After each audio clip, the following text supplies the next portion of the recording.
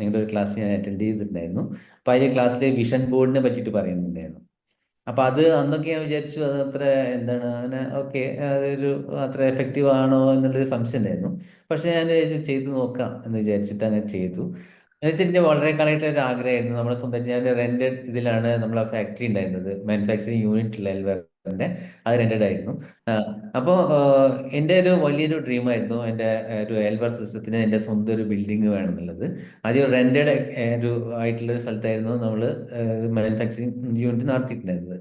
അപ്പൊ അതൊന്ന് മാറിയിട്ട് സ്വന്തമായിട്ട് ഒരു ബിൽഡിംഗ് എന്ന് പറഞ്ഞാൽ ഏതൊരു സംരംഭകന്റെ സ്വപ്നമല്ലേ. അത് എന്റെയും വളരെ വലിയൊരു സ്വപ്നമായിരുന്നു. അപ്പൊ അത് എങ്ങനെ എന്ത് എന്നുള്ളത് ഒരു ഒരു ഒരു ഒരു ക്ലാരിറ്റി കിട്ടുന്നുണ്ടായില്ല. പിന്നെ അത് എൻ്റെ ഒരു ആഗ്രഹം എന്ന് വെച്ചാൽ പല ആൾക്കാരും കുറെ ഉള്ളോട്ട് പോയിട്ട് റോഡ് സൈഡിൽ നിന്ന് കുറെ ഉള്ളോട്ട് പോയിട്ട് വില കുറഞ്ഞ സ്ഥലം വാങ്ങിയിട്ട് അവിടെ ഉണ്ടാക്കുന്നത്. ആ പക്ഷെ എനിക്ക് എന്തോ ഒരു മൈൻഡ് സെറ്റിൽ അത് ഫിറ്റ് ആവുന്നതല്ലേ. കുറെ ഉള്ളിലോട്ടാകുമ്പോൾ നമ്മുടെ സ്റ്റാഫിനൊക്കെ വരാനുള്ള ബുദ്ധിമുട്ടുണ്ടാവും.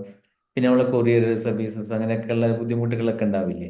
അപ്പൊ അത് പോയിട്ട് എനിക്ക് നല്ലൊരു മെയിൻ റോഡിന്റെ സൈഡിൽ തന്നെ ഒരു സ്ഥലം വേണം എന്നുള്ളൊരു എൻ്റെ ഒരു വലിയ ആഗ്രഹം. അതിലൊരു നല്ലൊരു ബിൽഡിംഗ്, അതായത് എൻ്റെ ഏറ്റവും വലിയൊരു ആഗ്രഹം. അപ്പോൾ മെയിൻ റോഡിന്റെ അടുത്താകുമ്പോൾ ഭയങ്കര എക്സ്പെൻസീവ് അല്ലേ സ്ഥലത്തിനൊക്കെ ആയിട്ട്.